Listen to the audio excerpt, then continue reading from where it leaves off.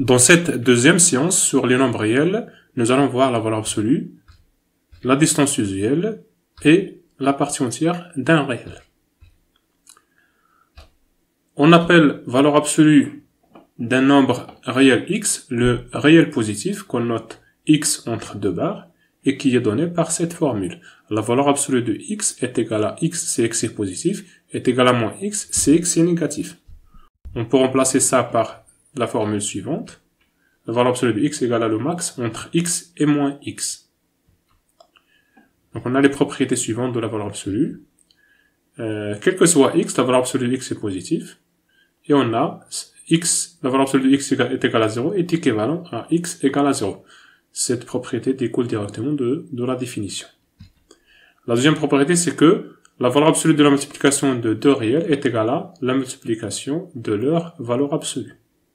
Et pour la démonstration de ça, on distingue les cas. Si x est positif et y est positif, alors la valeur absolue de x fois y est égale à x fois y. Et donc x, c'est égal à la valeur absolue de x. Y est égal à la valeur absolue de y. Parce que x et y, ici, dans ce cas-là, ils sont tous les deux positifs. Si x maintenant est négatif et y est positif, en fait, le x et le y jouent un rôle symétrique. Donc si x est négatif et y est positif, dans ce cas-là, x fois y sera négatif, donc la valeur absolue de x fois y sera égale à moins x fois y. Donc je peux faire entrer le moins à l'intérieur de... En fait, je peux faire entre parenthèses moins x ici, fois y. Et donc ici, puisque x est négatif, donc moins x c'est égal à la valeur absolue de x. Y est positif, donc y est égal à la valeur absolue de y. Donc si maintenant les deux sont négatifs dans ce cas-là, x fois y sera positif, et donc la valeur absolue de x fois y est égal à x fois y. Donc je peux remplacer ici x fois y par moins x fois moins y. Et donc je vais avoir moins x fois moins y, c'est égal à x fois y. Or x est négatif, donc moins x c'est égal à la valeur absolue de x. Y est négatif, donc moins y est égal à la valeur absolue de y. On a ici une généralisation de cette propriété. La valeur absolue de x1 fois x2 jusqu'à xn est égale à la valeur absolue de x1 fois la valeur absolue de x2 jusqu'à la valeur absolue ici de xn. Donc c'est-à-dire en fait que la valeur absolue de la multiplication est égale à la multiplication des valeurs absolues. On a la propriété 3, c'est ce qu'on appelle l'inégalité triangulaire, c'est-à-dire en fait que la valeur absolue de x plus y est inférieure ou égale à la valeur absolue de x plus la valeur absolue de y. Donc pour la démonstration, on a ici la valeur absolue de x, il est supérieur à la fois à x et à moins x, et pareil pour y. Donc ici, je peux faire la somme ici de x plus y sera alors inférieur ou égal à la valeur absolue de x plus la valeur absolue de y. Et là aussi, moins x plus moins y sera aussi inférieur ou égal à la valeur absolue de x plus la valeur absolue de y. D'où, d'après la définition de la valeur absolue, donc à la fois on a x plus y est inférieur à ça et moins x moins y est inférieur à ça, donc la valeur absolue de x plus y est inférieure ou égale à x, à la valeur absolue de x plus la valeur absolue de y. Donc là aussi on a une généralisation de cette propriété, c'est la valeur absolue de x plus x1 plus x2 plus jusqu'à xn est inférieure ou égale à la somme des valeurs absolues. C'est-à-dire la valeur absolue de x1 plus la valeur absolue de x2 plus la valeur absolue de x3 et ainsi de suite jusqu'à la valeur absolue de xn. Pour la quatrième propriété, on a la valeur absolue de x moins y est supérieure ou égale la valeur absolue de la valeur absolue de x moins la valeur absolue de y. Donc pour cette propriété, il suffit d'utiliser l'inégalité triangulaire donc de la valeur absolue. Donc on a, c'est-à-dire la propriété 3, on a la valeur absolue de x égale à x moins y plus y. Ici je retire y et je l'ai rajouté ici. Donc ça sera inférieur ou égal par l'inégalité triangulaire inférieure ou égale à ça. Donc je vais avoir la valeur absolue de x moins la valeur absolue de y est inférieure ou égale à x moins y. Donc ce que j'ai appliqué ici pour x, je vais l'appliquer de même pour y. Et donc j'obtiens ça. J'obtiens à la fois que la valeur absolue de x moins y et la valeur absolue de y moins x, tous les deux inférieurs à x, à la valeur absolue de x moins y. D'où le résultat.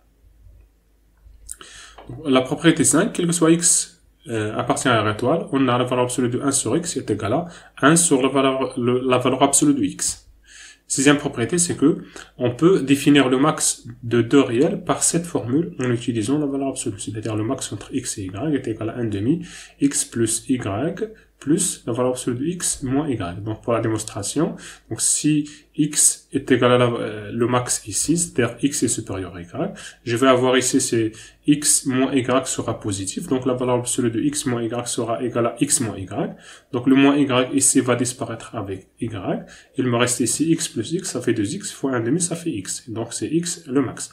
Si y est le max, dans ce cas-là, x moins y sera négatif, donc la valeur absolue de x moins y sera égale à y moins x. Donc le moins x ici disparaît avec le x, il me reste ici y plus y, ça fait 2y, fois 1,5, ça fait y, et donc le max c'est y. De même pour le min, ici la seule différence c'est le moins ici au lieu de plus. Pour la septième propriété, pour toute expression algébrique t, la racine carrée de t au carré existe et vaut valeur absolue de t. Exemple, la racine carrée de x plus 2, le tout au carré, plutôt au carré ici, x plus 2 au carré, est égale à la valeur absolue de x plus 2. Donc on va voir maintenant la distance usuelle. On appelle distance usuelle dans R l'application D qui a deux réels x, y associés à la longueur de segment x, y. Il est défini par cette relation à l'aide de la valeur absolue. La distance entre x et y est égale à la valeur absolue de x moins y. Et on a les propriétés suivantes. Première propriété, c'est la symétrie. La distance entre x et y est égale à la distance entre y et x. La propriété de symétrie. Cette propriété découle de la définition de la valeur absolue. La valeur absolue de x moins y est égale à la valeur absolue de y moins x. Deuxième propriété, c'est la séparation. X égale à y est équivalent à la distance entre x et y est égale à 0. Et cette propriété découle aussi de propriété qu'on a valeur absolue de x moins y égale à 0 veut dire, est équivalent plutôt, à x moins y égale à 0 est équivalent à x égale à y. Troisième propriété, c'est l'inégalité triangulaire. Et là aussi, en fait, cette propriété veut dire que la distance entre x et z est inférieure ou égale à la distance entre x et y plus la distance entre y et z. Ça découle de l'inégalité triangulaire de la valeur absolue. Que nous avons la propriété de l'inégalité triangulaire de la valeur absolue. La distance entre x et z, c'est égal à la valeur absolue de x moins z. Je retire y et je la rajoute, et j'obtiens alors, en fait, d'après l'inégalité triangulaire, sur la valeur absolue, j'obtiens cette inégalité, qui est égale, en fait, ce terme à droite de l'inégalité est égal à la distance entre x et y, plus la distance entre y et z. Plus généralement, une distance sur un ensemble E, c'est une application que je peux noter D, toujours, de E fois E dans R+, de E fois E dans R+, et qui satisfait ces trois propriétés. C'est-à-dire la symétrie, D de x, y, quel que soit x, y, appartient à E, au lieu de R, tel que D de x, on a dx, y égale à dy, x. S'il satisfait aussi la séparation, c'est-à-dire cette propriété, et s'il satisfait l'inégalité triangulaire, alors dans ce cas, on dit qu'on a une distance sur l'ensemble E. Et on dit un ensemble E qui est muni d'une distance, ou sur lequel on peut définir une distance, est appelé espace métrique. Donc un espace métrique, c'est un ensemble muni d'une distance. En particulier, R muni de la distance usuelle est un espace métrique. R muni de la distance usuelle que nous avons définie ici à l'aide de la valeur absolue est un espace métrique. On va définir maintenant la distance entre une partie A et un élément X de R. La distance entre X et A, c'est égal à la distance entre A et X, et il est donné par l'inf de cet ensemble. Cet ensemble, c'est l'ensemble des distances entre X et Y avec Y appartient à A. Maintenant, on va parler de la partie entière. Soit X un nombre réel, alors il existe un unique entier n, tel que n est inférieur ou égal à x, est inférieur strictement à n plus 1. n est appelé partie entière de x. Elle est notée grand E de x, et donc grand E de x satisfait cette inégalité qu'on a là. Donc le réel, bien sûr, x moins partie entière de x, il est toujours supérieur ou égal à 0 et inférieur strictement à 1. Donc il est appelé partie fractionnaire de x. Donc, on va justifier maintenant l'existence et l'unicité de ce n qui satisfait cette condition. Donc pour cela, on va introduire cet ensemble, l'ensemble A, des entiers, K appartient à Z, tel que K est strictement supérieur à X. Donc c'est un sous-ensemble de Z. Les éléments de A appartiennent tous à Z. Ce sont les entiers qui sont strictement supérieurs à X. Donc cet ensemble, est-ce qu'il est non vide? Oui, il est non vide. Pourquoi? Parce que R est archimédien. D'après l'axiome R archimédien, on peut majorer n'importe quel réel par un entier. Donc il existe au moins un entier qui est supérieur strictement à X. Donc cet ensemble A est non vide.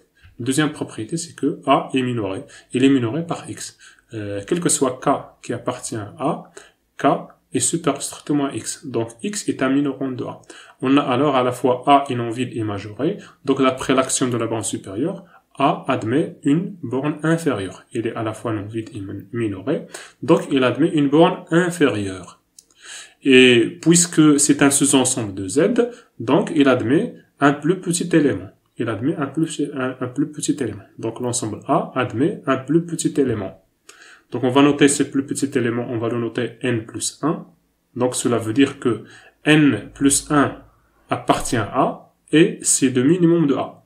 Donc cela veut dire aussi que n plus 1 satisfait à la fois n plus 1 appartient à A et n n'appartient pas à A. Pourquoi? Parce que n plus 1 est le minimum de A, donc n ne peut pas être dans A. Sinon, ce sera aussi un élément plus petit que le min. Ici, n plus 1, c'est le min. Et donc, ce sera absurde. Donc ici, à la fois, on a n plus 1 appartient à A. Cela veut dire que n plus 1 satisfait cette condition, c'est-à-dire en fait que n plus 1 est strictement supérieur à x. Et aussi, n n'appartient pas à A, cela veut dire que n ne satisfait pas cette condition. C'est-à-dire en fait que n n'est pas supérieur strictement à x, c'est-à-dire qu'il est inférieur ou égal à x. Et donc, on aura alors n inférieur ou égal à x, et n plus 1 est strictement supérieur ou égal à x. L'unicité de n vient de l'unicité de minimum. En fait, la borne inf, ou bien le min d'un ensemble lorsqu'il existe, elle est unique. Donc n ici est unique. La partie entière de pi, là je donne ici des exemples. La partie entière de pi égale à 3, la partie entière de 3 demi égale à 1, la partie entière de moins 3 demi égale à moins 2. Et donc, ce sont trois exemples. Parmi les propriétés qu'on va donner ici de la partie entière, la première propriété, c'est que x est un entier, c'est seulement si il est égal à sa partie entière. Deuxième propriété, la partie entière satisfait ces deux inégalités. Donc, la première inégalité, c'est ce qu'on a là. Et la deuxième, ça découle directement du premier. Il satisfait aussi cette troisième propriété. La partie entière de x plus k est égale à la partie entière de x plus k, avec k ici, plus k à l'extérieur des parenthèses. Pour la démonstration, c'est très simple. On a la partie entière, c'est le seul entier qui satisfait cette condition, qui est à la fois inférieur ou égal à l'élément considéré, x plus k, et qui est strictement, en lui rajoutant 1, ça devient strictement supérieur à cet élément. Donc, la partie entière ici de x plus k, c'est égal à la partie entière de x, entre parenthèses, x, plus k à l'extérieur des parenthèses. Donc, il faut faire attention au positionnement des inégalités larges et strictes. Ici, en fait, ça c'est inégalité large ici, et ici c'est strict, et pas l'inverse. Il faut faire très attention à ça. Parce que sinon, si on a, au lieu de l'inégalité ici, en fait, si on a x strictement supérieur à n, et inférieur ou égal à n plus 1, au lieu de x supérieur ou égal à n, et x inférieur strictement à n plus 1, alors on ne peut pas affirmer que n, dans ce cas-là, on ne peut pas dire que n est la partie entière de x. Il suffit de prendre, et pour cela, x égale à n plus 1.